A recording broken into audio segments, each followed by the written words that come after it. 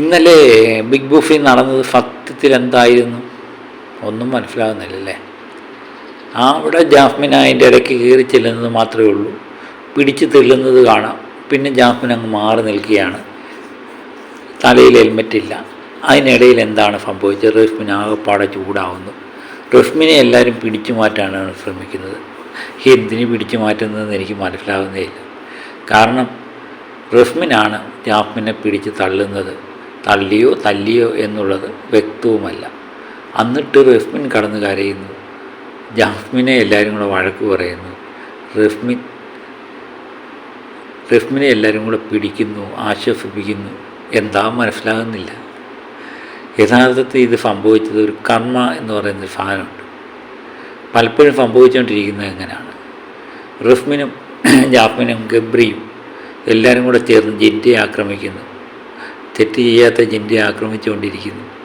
ഇതിനിടയിൽ ജിൻഡയെ എല്ലാവരും വഴക്ക് പറയുന്നതിനിടയിൽ ജിൻഡയെ ആശ്വസിപ്പിക്കാനൊന്നും ആരുമില്ല.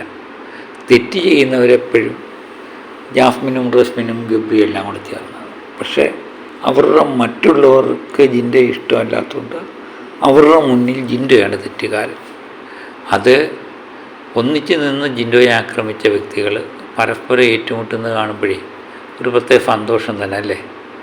ജിൻഡോ പക്ഷെ സന്തോഷിക്കാനൊന്നും പോയില്ല കേട്ടോ, പിടിച്ചു മാറ്റാനും പോയില്ല. ജിൻഡോ ഇതെല്ലാം കണ്ടുകൊണ്ട് അവിടെ നിൽക്കുകയാണ് ഞാൻ കാണുന്നത്. ഞാൻ പറഞ്ഞില്ലേ, സത്യം ഒരിക്കലും നമുക്ക് മൂടി വയ്ക്കാൻ പറ്റില്ല, അത് പുറത്ത് വരിക തന്നെ ചെയ്യും. ഈ റസ്മിനെയും ജാസ്മിനെയൊക്കെ എല്ലാവരും ഇപ്പം വെറുത്തു തുടങ്ങിയപ്പം ഉള്ള നേട്ടമെന്ന് പറഞ്ഞാൽ ചിലരെങ്കിലും ജിൻഡോയെ മനസ്സിലാക്കുന്നു, ജിൻഡോയെ കൂടെ നിർത്തുന്നു, ജിൻഡോ മികച്ച ഗെയിമറായെന്ന് മനസ്സിലാക്കുന്നു. പ്രത്യേകിച്ച് ഗസ്റ്റായിട്ട് വന്ന ശ്വേതാമേനോനും ഫാബുവും ജിൻഡോയെ ഒത്തിരി പ്രൊട്ടക്റ്റ് ചെയ്യുന്നുണ്ട് എന്നെനിക്ക് തോന്നുന്നു. ജിൻഡോയ്ക്ക് കോയിനുകൾ ഫാബു ആവശ്യത്തിന് കൊടുക്കുന്നു. ജിൻഡോയെപ്പറ്റി നല്ല വാക്കുകൾ ശ്വേതാമേനോട് വന്നപ്പം തന്നെ പറയുന്നു. ജിൻഡോ പൊളിയാണെന്ന് പറയുന്നു. ജിൻഡോ വൃത്തിയുള്ളവനാണ്, ഏത് ജോലിയും വൃത്തിയായിട്ട് ഏൽപ്പിക്കാം എന്ന് പറയുന്നു. അതിൻ്റെ ഭാഗമായിട്ടാണ് ശ്വേതാമേനോൻ തൻ്റെ രത്നക്കല്ല് സൂക്ഷിക്കാൻ വേണ്ടി ജിൻഡോയെ ഏൽപ്പിക്കുന്നത്. ജിൻഡോ, ഞാൻ പറഞ്ഞില്ലേ, ജിൻഡോ അത് വളരെ ഭംഗിയായിട്ട് ചെയ്യും എന്ന് തന്നെയാണ് ശ്വേതയും വിശ്വസിക്കുന്നത്, നമ്മളും വിശ്വസിക്കുന്നത്. അതാണ് ജിൻഡോയുടെ ലൈൻ.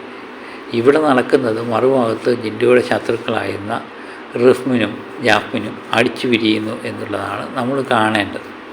അതാണ് ഞാൻ പറഞ്ഞത്. എന്തായിരുന്നു സ്നേഹം അല്ലേ, രണ്ടുപേരും കൂടെ എന്തായിരുന്നു സ്നേഹം. ഗബ്രിയെ കെട്ടിപ്പിടിക്കുന്നു, ഉമ്മ കൊടുക്കുന്നു, ഒരാളൊരു വശത്ത് കിടക്കുന്നു, കാലെ കിടക്കുന്നു. ജാസ്മിനും ഗബ്രിക്കും ഇടയിൽ റസ്മിൻ കിടക്കുന്നു. എന്തൊക്കെ സംഭവങ്ങളായിരുന്നു. അവസാനം പവനായി ശവമായ അവസ്ഥയാണ് ഇപ്പോൾ ഉള്ളത്. അപ്പം ബിഗ് ബോസിൽ ഇനി ഇവർ തമ്മിൽ ഏറ്റുമുട്ടുമോ എന്നറിയാൻ വേണ്ടിയാണ് നമ്മൾ കാത്തിരിക്കുന്നത്. അധികം ഏറ്റുമുട്ടേണ്ടി വരത്തില്ല. അടുത്ത പ്രാവശ്യം നോമിനേഷനിൽ റസ്മിൻ വന്നു കഴിഞ്ഞാൽ ഏകദേശം ഔട്ടാണെന്നുള്ളത് ഏകദേശം കൺഫേമാണ്. എന്തായാലും അടുത്ത ആഴ്ച എന്താ സംഭവിക്കുന്നതെന്ന് കാത്തിരുന്ന് കാണാം.